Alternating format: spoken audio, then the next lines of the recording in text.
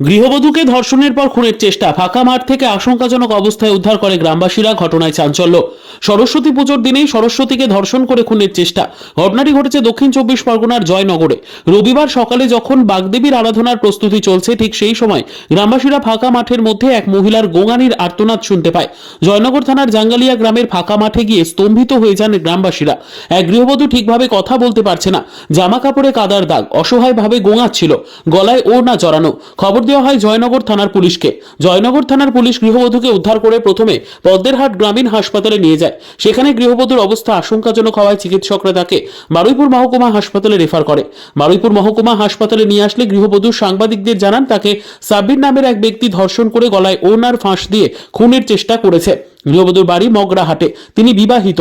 অভিযুক্ত সাবিরও বিবাহিত।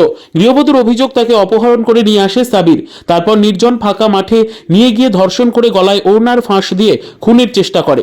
আশঙ্কাজনক অবস্থায় গৃহবধূকে বারুইপুর সুপার স্পেশালিটি হাসপাতালে ভর্তি করা হয়েছে।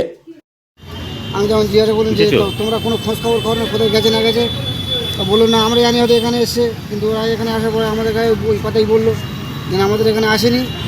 বলে আমরা ঠিক আছে তোমরা যা, আমরা ওখানে খোঁজখবর করছি।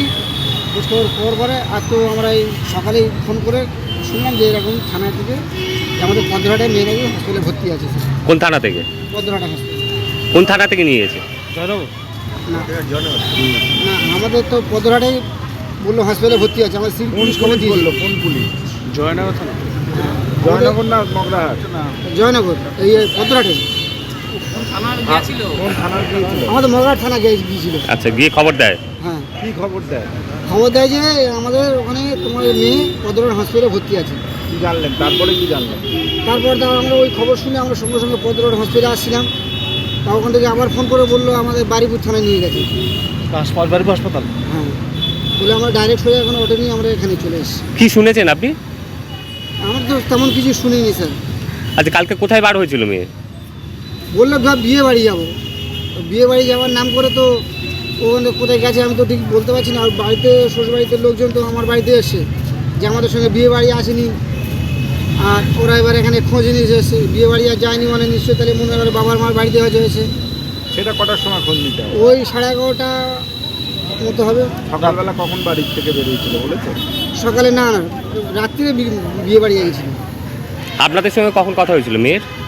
মেয়ের আমার সঙ্গে, তোমাদের সঙ্গে মেয়ের সঙ্গে কথা হয়নি টোটালি। মেয়ের ফোনে যোগাযোগ করতে পেরেছিলেন? না। ফোন কি বলছিল ফোনে?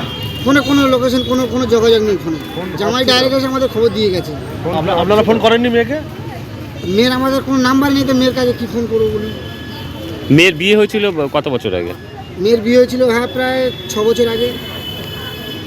কোনো কারোর সঙ্গে কোনো সম্পর্ক ছিল? তাই নিয়ে কোনো কিছু বলেছিল?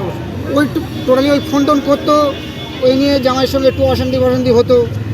অনেক আবার হয়তো বাড়ি দুই লোকে যেরকম ঝামেলা হতো, এরকম ঝামেলাটা হতো। সাবিরের নাম? সাবির বলে কাউকে চেনে না স্যার, সাবির বলে তো আমরা কাউকে ওদিকে চিনি না। এবার সাবির বলে ছেলে আমরাও কিছু জানি না। জামাই হয়তো জানতে পারে বা কি, জামাই ঠিক জানি না ঠিক। আপনার বাড়ি কোথায়? আমার বাড়ি খানকাবাজারে। কোন থানা? আমাদের মগরাহাট থানা। আর আপনার মেয়ের বাড়ি কোথায়? শ্বশুর বাড়ি? কলসে। মগরাটে? হ্যাঁ, মগরাহাট কলসে। ঠিক আছে।